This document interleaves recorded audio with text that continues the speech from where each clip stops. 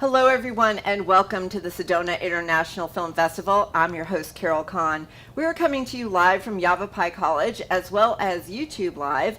All of our filmmaker interviews, celebrity interviews, and red carpet events are archived on our YouTube channel, which is the Sedona Film Festival. So make sure that you tune in and watch.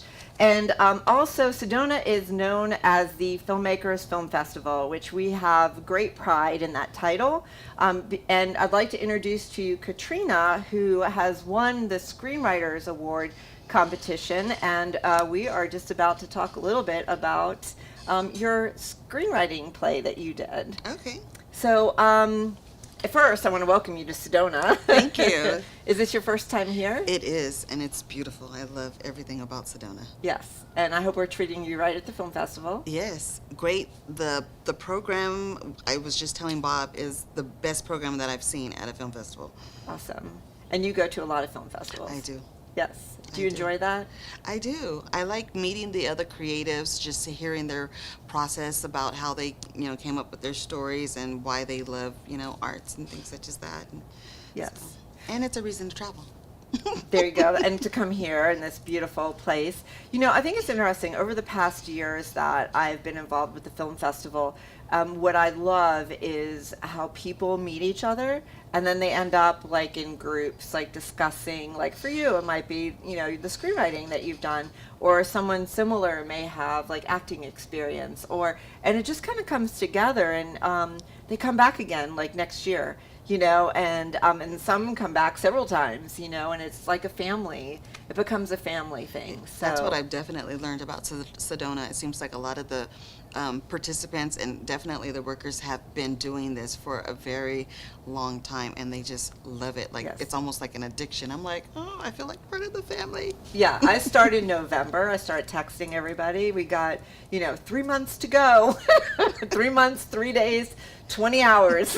And they were like, all right, she's, yeah. Yeah, it's a great festival. For It sure. is. And then when it's over, we're all depressed. Or I don't know about that, but I'm depressed. Well, I feel like the planning probably takes year long because, like I said, that program Constant. was very intense. I was like, oh, this is like a lot of information. Like, there's a lot of sponsors. Like, the whole community Yeah. seems to be very supportive. Yeah, the whole community is behind this, from the hoteliers. That's one of the things, because we treat our filmmakers, we have rooms, we feed them, so the restaurateurs. We also feed them here at Yavapai College, so that's good, and have a lounge, a VIP lounge for them to come to. So, it's like you're treated like royalty, Yes. but, and our volunteers. So, our volunteers give time after time, just like you said, many years have been here. Yeah. So thank you for being observant to that. Yes, of course. So talk to me about your the screenplay that you put together. My screenplay is called Sally White. It's about a black med student who's a professional surrogate who moves in with two unsuspecting white women, and they all learn about motherhood, cultural identity, and it's just a lot of fun. I was thinking like Two and a Half Men, Three's Company, Insecure, Dear White People. Like, I was pulling from all of those different energies, but it actually was born from a film writing contest where they provided a theme, and the theme was something about a person's rights.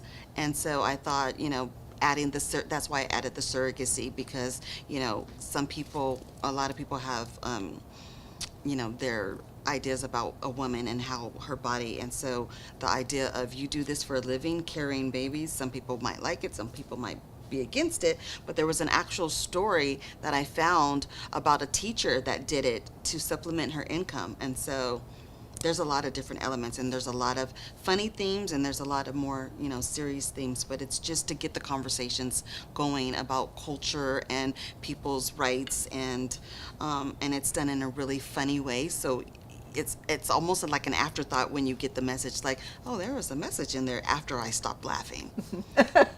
How do these thoughts or ideas come to you? Like, do you see something and think, because you just were mentioning that this was actually a theme that you had to like come up with this idea for, but in some cases, like let's just say you don't have that, Is it like reading an article or seeing something on TV, or is it like just a thought that comes to you with an idea? How do you come up with an original thought for something?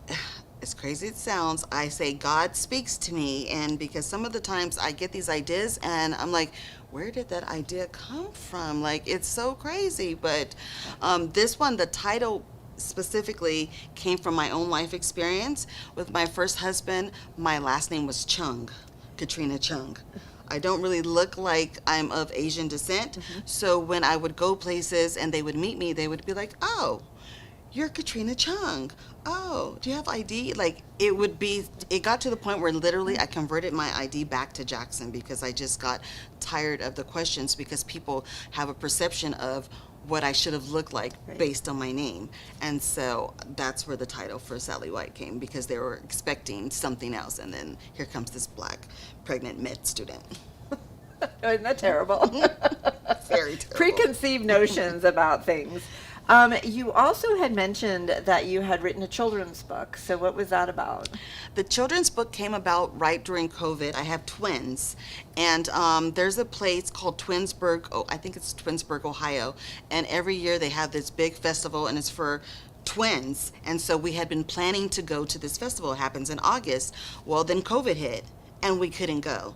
And so we were trapped in the house, and my 5-year-old at that time drew a picture of me with them in my belly, and the story just came from that. And so the book is called The Magic of Twins, and I was just kind of explaining why people are so drawn to them when we were in public. Everyone's always like, oh, they're twins, and there's just this magical, mystical thing about twins. They're almost like unicorns. Right. And so that's how the book came to be. Awesome. And so of all of your work that you have done in writing, has anything actually come to fruition? Have you done any films or TV, or you obviously have written a book? I don't know if you've written more than one, but... I only wrote that one book. I have another one that I started to write, but then it actually, because maybe 20 years ago, I had got funding and made a full feature. I had a screening and everything, and that's when I learned the hard way about clearances and what you can do and what you can't do.